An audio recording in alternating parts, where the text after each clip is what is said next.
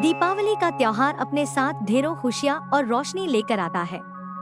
इस दिन घर घर में दिए जलाकर मां लक्ष्मी का स्वागत किया जाता है और भगवान श्री राम के अयोध्या वापसी के उपलक्ष्य में सभी दीप जलाते हैं।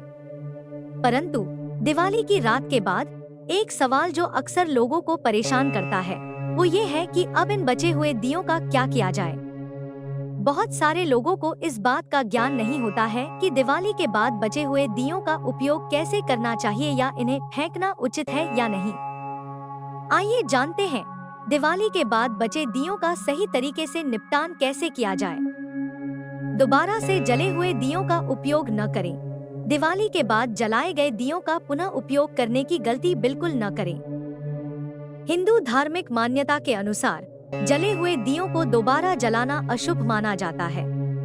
यह कहा जाता है कि ऐसा करने से माता लक्ष्मी क्रोधित हो सकती हैं और घर में नकारात्मकता का आगमन हो सकता है।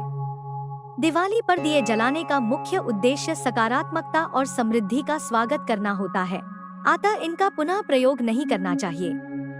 जले हुए दियों को दान न करें। जले हुए दियों को किसी और को दान करना भी उचित नहीं माना जाता।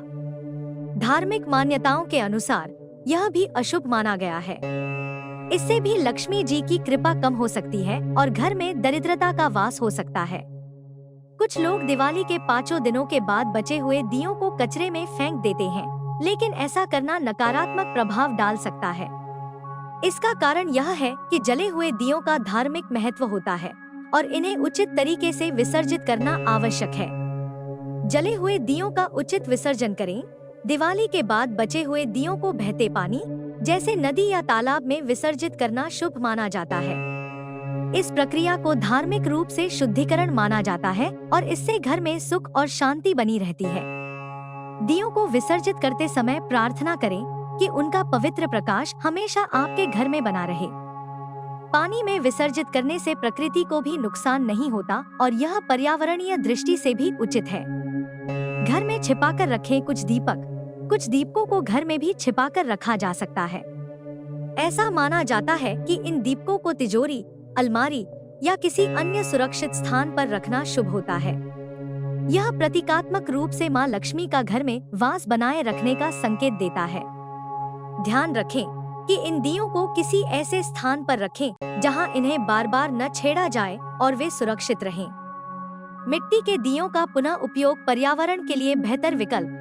आजकल लोग मिट्टी के दियों का प्रयोग करने लगे हैं जो कि पर्यावरण के अनुकूल होते हैं।